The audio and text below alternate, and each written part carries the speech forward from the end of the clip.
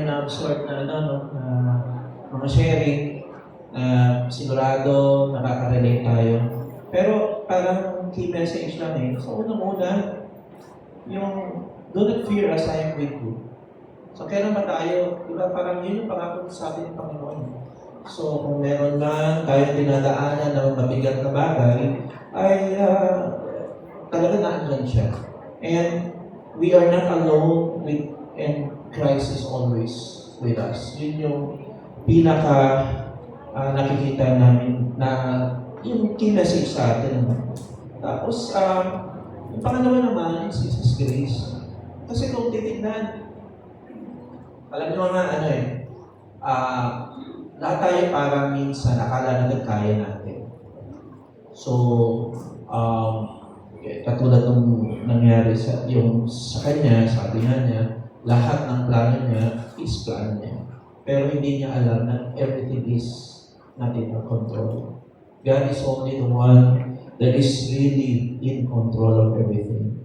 Actually, yung grabe yung nangyari, yung sakit yung na sasabihin ng, kaya ano yung pakiramdam natin, Lagyan natin sitwasyon doon sa nangyari sa kanila na yung anak mo parang sinabi na walang pag-asa.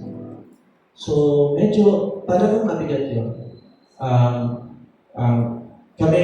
Kami ni Globe, meron kami mga cases na hindi naman gano'n, pero harap namin ng doktor sasabihin sa akin, wala nang pag-asa yung anak namin. So, parang ang binubuhusan ng tawag doon, malamig na tubig pag gano'n na nangyari. Pero pag mga gano'n ang sitwasyon, anong nangyari? Binalikan lang niya si Lord. Katulad ng ginagawa natin. Kasi alam naman natin, wala tayong magagawa. So, si Lord na lang ang bahala. Pero, yun na, we trust in the Lord kasi si Lord din ang nakakaalam kung ano yung kailangan. Kung ano yung kailangan at kailan natin siya kailangan. Ilang beses tayo na naka-receive ng mga bagay na hindi natin pinagdasal, pero nakarating. Maraming beses, di ba? So, yun lang, talaga makikita mo na God is working in our lives. At lalong-lalo na sa scholar naman, si Ate Norlene, dapat titignan natin, alam mo, napansin ko doon sa sharing niya, importante yung motivation ng mga coordinators. So parang nagsisilbi pa lang pangalawang magulang pagdating sa importansya ng pag-aaral.